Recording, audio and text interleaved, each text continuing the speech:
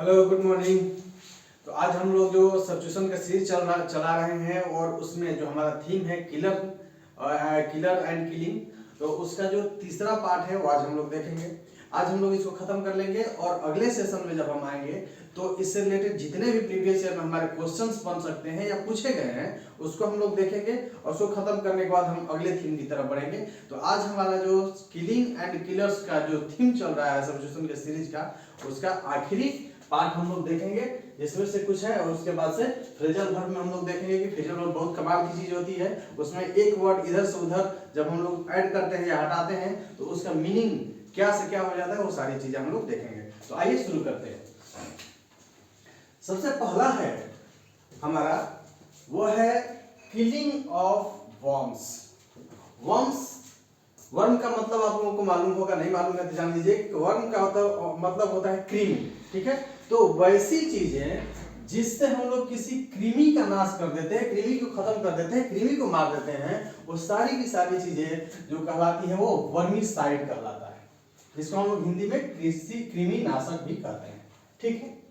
अगला killing of snake, यानी कि जो सांप होते हैं, सर्प होते हैं, उनको जो मारने की प्रक्रिया होती है उसको हम लोग वन वर्ड में सर्पेंटिसाइड कहते हैं, यानी कि सर्प हत्या, ठीक।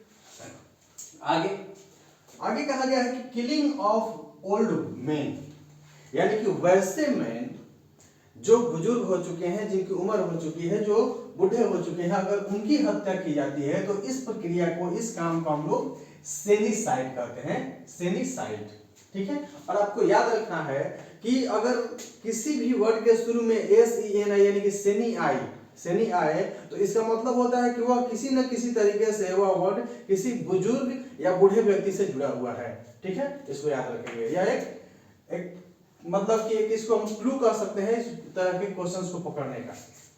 आगे कहा गया है किलिंग ऑफ ए रेस और ग्रुप, अगर हम किसी पूरे के पूरे प्रजाति को या पूरे के पूरे जाति को या किसी संप्रदाय को मार डालते हैं, खत्म कर देते हैं, तो उस तरह की जो प्रक्रिया होती है इसको हम लोग जेनोसाइड कहते हैं। जैसे आप इसी से इसको रिलेट करके याद रख सकते हैं कि हिटलर ने जितने भी यहूदी थे, ज्यूज थे, उन सबको मारने का ठान रखा था कि हम अपने जर्मनी में किसी भी यहूदी को नहीं रहने देंगे।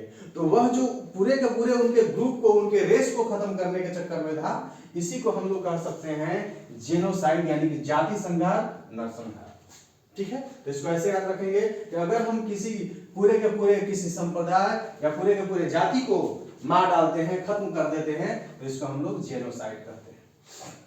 आगे kill by putting pressure on the throat, इसका मतलब यह है कि वैसी हत्या या वैसे किसी व्यक्ति को मार डालना, किस तरीके से, तो उसके गले पर दबाव डाल करके, यानी कि किसी का गला दबा करके जब हम मारते हैं तो इसको हिंदी में एक शब्द में आपको मालूम है क्या कहते हैं, इसको कहते हैं दम घोटना, गला घोटना।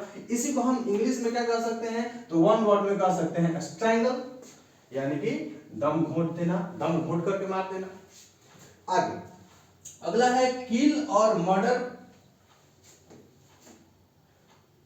किल और मर्डर, यहां पर एक वर्ड छूट गया है, इसको आप लोग ऐड कर लेंगे, फॉर पॉलिटिकल रीजंस, यानी कहने का मतलब कि वैसी हत्या जो किसी राजनीतिक रंजिश की वजह से होती है, राजनीतिक कारण की वजह से होती है, उसको हम लोग वन वर्ड में असैसिनेशन कहते हैं। असैसिनेशन यानी कि राजनैतिक हत्या, उसको हम लोग राजनैतिक हत्या कह सकते हैं। इसको आप रिलेट कर सकते हैं, जैसे मान लीजिए कि राजीव गांधी की हत्या हुई या इंदिरा गांधी जी की हत्या हुई, तो इन दोनों का जो मर्डर था, ये इन दोनों का जो किलिंग था, हत्या था, वह राजनीतिक कारणों की वजह से हुआ था, ठीक है।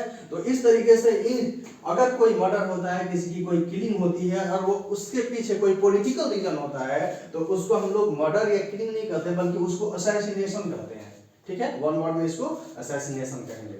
अगला वर्ड है killing of an animal for offering to a deity. कहने का मतलब कि अगर हम किसी जानवर की हत्या कर रहे हैं, जानवर को मार रहे हैं, जानवर का वध कर रहे हैं, और किस लिए, तो ताकि हम किसी देवता को उसको समर्पित कर सके, किसी देवी देवता को चढ़ा सके, तो उस तरह के जानवरों की हत्या को, उस तरह के जानवरों की किलिंग को हम लोग सैक्रिफाइस करते हैं, जिसको आप हिंदी में जानते हैं तो उसको हम बलि कहते हैं। मंदिरों में या और भी जगहों पर जहाँ पर धार्मिक अनुष्ठान होते हैं, वहाँ पर जानवरों को काट करके देवताओं को चढ़ाया जाता है ताकि वो खुश हों, इस तरह की मान्यताएं होती हैं। तो इस तरह से अगर कोई हत्या होती है किसी एनिमल की तो उसको हम लोग कहते हैं सैक्रिफाइस। वन वर्ड में इसको क्या कहेंगे? सैक्रिफाइस, यानी कि बलि। आगे कह रहे कि killing of animals specially for food. लेकिन अब देखिए यहाँ पर भी किलिंग ऑफ एनिमल हो रही है, यहाँ पर भी किलिंग ऑफ एनिमल है, लेकिन दोनों में डिफरेंस है। डिफरेंस क्या है कि अगर हम किसी देवी या देवता को प्रसन्न करने के लिए, उसको चढ़ाने के लिए किसी जानवर की हत्या करते हैं तो वह होता है सैक्रिफाइस। लेकिन अगर हम किसी जानवर या जानवरों को मारते हैं और वह मारते हैं तो किसी देवी या देवता को चढ़ाने के लिए नहीं, बल्कि अपने खाने के लिए, जैसे हम लोग मटन खाते हैं तो ये सब चीजें जो होती हैं देवताओं क्या कहते हैं, जानवरों को मार करके जो खाया जाता है, तो इसको हम लोग वन वर्ड में सैक्रिफाइस नहीं कर सकते, इसको हम लोग कहते हैं स्लॉटर। इसको वन वर्ड में कहा जाएगा स्लॉटर। तो आपको दोनों बातों का ध्यान रखना है कि अगर किसी एनिमल की हत्या किसी देवी या देवता को समर्पित करने के लिए, चढ़ाने के लिए की जाती है तो उसको हम लोग सैक्रिफाइस कहते हैं, यानी कि बलि। लेकिन अगर उसको खाने के लिए मारा जाएगा तो उसको हम लोग कहते हैं स्लॉटर, यानी कि पशु वध या पशु हत्या। अगला आगे कह रहा है कि killing of large number of defenceless people, यानी कि वैसे लोगों की हत्या जो असहाय हो, निसहाय हो, उसको हम लोग जब मार देते हैं बहुत ज्यादा संख्या में लोगों को, तो उसको हम लोग वन वर्ड में मैसेकर कहते हैं। मैसेकर यानी कि नरसंहार। तो मैसेकर में और जेनोसाइड में डिफरेंस है कि अगर किसी ग्रुप या रेस को समूल जड़ से मिटाने के लिए हम लोग हत्या करते हैं तो उसको जेनोसाइड कहते हैं। लेकिन यहाँ पर ये मेंशन नहीं किया गया है कि पूरे के पूरे प्रजाति या संप्रदाय को मारा जा रहा है, नहीं। यहाँ पर डिफेंसलेस बहुत सारे लोग होंगे, लेकिन डिफेंसलेस होंगे, उनको जब मारा जाएगा तो उसको हम लोग मैसेकर कहेंगे, यानी कि नरसंहार। लेकिन जब पूरे के पूरे किसी ग्रुप या पूरे रेस यानी कि किसी जाति को या संप्रदाय को मारा जाएगा तो उसको हम लोग जेनोसाइड कहेंगे, यानी कि जाति संहार या जनसंहार। लास्ट किलिंग ऑफ फ्लावर्स, यानी कि अगर हम फ्लावर्स यानी कि पौधे क्या कहते हैं, फूलों को नष्ट कर देते हैं तो उनकी हत्या को हम लोग फ्लोरिसाइड कहते हैं, जिसको हम पुष्प हत्या कर सकते हैं। ठीक है, तो ये सारी की सारी चीजें हैं। यहाँ पर जो हमारा है सब्स्टिट्यूशन का जो सीरीज चल रहा है, जिसका थीम है किलिंग एंड किलर्स, उसमें इतने सारे हमने 30 देख लिए हैं। अब मैक्सिमम क्वेश्चन यही से आपके बन जाते हैं, इससे ज्यादा नहीं पूछा जाता है, एक दो इधर उधर हो सकता है, लेकिन मैक्सिमम कोशिश हमने किया है कि वैसे सब्स्टिट्यूशंस को हम यहाँ पर बता दें जो कि जनरली पूछे गए हैं और पूछे जाते हैं। ठीक है, तो ये हमारा ये सीरीज जो है पार्ट 3 था, ये समाप्त हो गया। इससे अगले वाले सेशन में हम लोग क्या करेंगे कि इससे रिलेटेड जितने भी क्वेश्चंस बने हुए हैं या बन सकते हैं उसको हम लोग बोर्ड पे देखेंगे, उसके आंसर को करने की कोशिश करेंगे। ठीक है, अब आइए तो देखते हैं फ्रेजल वर्ब, बहुत ही इंपॉर्टेंट और इंटरेस्टिंग चीज होता है ये, है ना, क्योंकि इसका अगर हम कुछ भी जोड़ते घटाते हैं तो कैसे अर्थ बदलता है देखेंगे। जैसे एक वर्ड है आंसर, तो आंसर का मीनिंग आपको मालूम है, सबको मालूम है कि इसका अर्थ होता है उत्तर देना। लेकिन अब देखिए कि इसी आंसर में अगर हम बैक जोड़ते हैं या फॉर जोड़ते हैं तो कैसे ही अपना रंग बदल देता है, चेंज हो जाता है, मीनिंग चेंज हो जाएगा। जैसे अगर आंसर में बैक जोड़ेंगे तो इसका अर्थ हो जाता है ढिठाई से जवाब देना, है ना, प्रत्युत्तर जिसको हम बोल सकते हैं। ठीक, लेकिन यही आंसर में अगर हम फॉर जोड़ देते हैं तो इसका अर्थ हो जाता है जिम्मेदार होना, यानी कि टू बी रिस्पॉन्सिबल होना। तो आप देखिए कि इसका एक अलग अर्थ है, कुछ नहीं जोड़े तो उत्तर देना, बैक जोड़ दिए तो ढिठाई से जवाब देना, फॉर जोड़ दिए तो जिम्मेदार होना, रिस्पॉन्सिबल होना। बहुत इंटरेस्टिंग चीज है। जैसे एक पहला एग्जांपल हमने लिया कि आई आंसर द क्वेश्चन, इसी तरह के को एग्जांपल्स में फंसाया जाता है क्वेश्चंस में, यही पकड़ना है कि किसमें क्या अर्थ हो रहा है। तो हमने कहा कि आई आंसर द क्वेश्चन, इसमें क्या है कि आंसर का अर्थ है उत्तर देना, आई आंसर द क्वेश्चन यानी कि मैंने प्रश्न का उत्तर दिया, सिंपल सी बात है। लेकिन अगला कह रहा है कि a good boy should not answer back his elders, यानी कि एक अच्छे लड़के को अपने से बड़ों का जवाब नहीं देना चाहिए, प्रत्युत्तर नहीं देना चाहिए। तो यहाँ पर जैसे ही आंसर में हमने बैक जोड़ दिया तो इसका उत्तर, इसका मीनिंग अब उत्तर देना नहीं है बल्कि ढिठाई से जवाब देना है। अगला आगे कह रहा है कि I can not answer for his misconduct,